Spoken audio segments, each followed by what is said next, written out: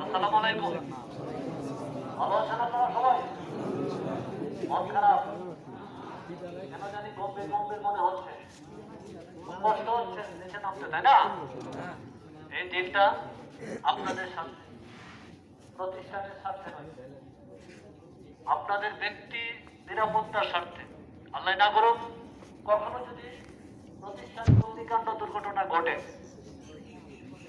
আপনারা শ্রমিক এবং কর্মকর্তা যারা আছেন তারা যাতে নিরাপদে নির্বিঘ্নে ফ্লোর ত্যাগ করতে পারেন, এরই একটা অনুশীলন। ব্যক্তি যদি ভালো থাকে, সম্পদ ক্ষতিগ্রস্ত হলে কোনো যায় আসে না, সম্পদ রিকভারি করা যায়। কিন্তু আমি যদি ক্ষতিগ্রস্ত হই তাহলে আমি নিজে ভুক্তভোগী হব, আমার পরিবার ভুক্তভোগী। সুতরাং এই ফায়ার ড্রিল কখনো যদি হয় তাহলে আমরা অনুশীলনটা সুন্দরভাবে করব। আমি দেখেছি আপনারা সুন্দরভাবে নেমেছেন, তবে একটা স্লোলি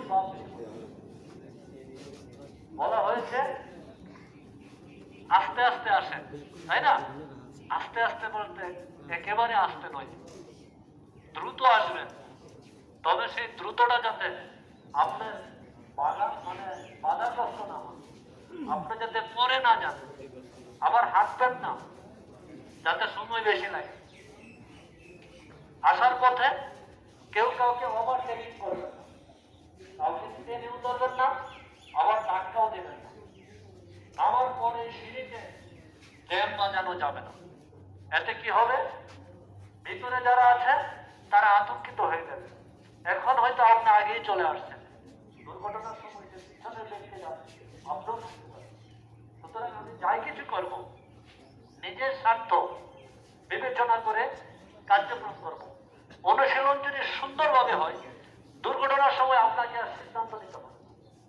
আপনার সিদ্ধান্ত, আপনার বডি সেটা অথবা ব্রেন সেটা আগেই নিয়ে রেখেছে যে আমি কি করবো। একটাই কাজ, আপনাকে ফ্লোর খালি করতে হবে, কোনো বিকল্প নেই।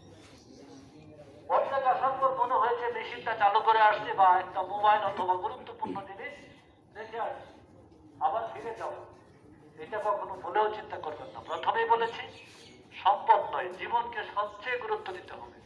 এই সঠিক কিনা?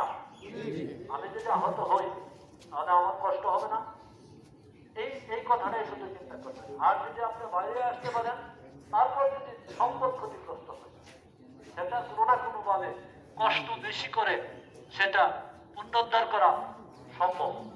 আমরা এই জিনিসগুলি মাথায় রাখবো।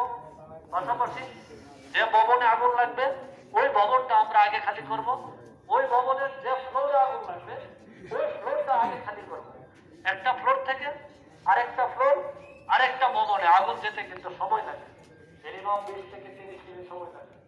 আগুনের একটা চরিত্র আছে, ব্যতিক্রম ভিন্ন, ব্যতিক্রম দুই একটা চরিত্র হলো সে দাহ্য বস্তু পাবে, আরেকটাকে উত্তপ্ত করবে, তারপর সে আগুনটা জ্বলবে।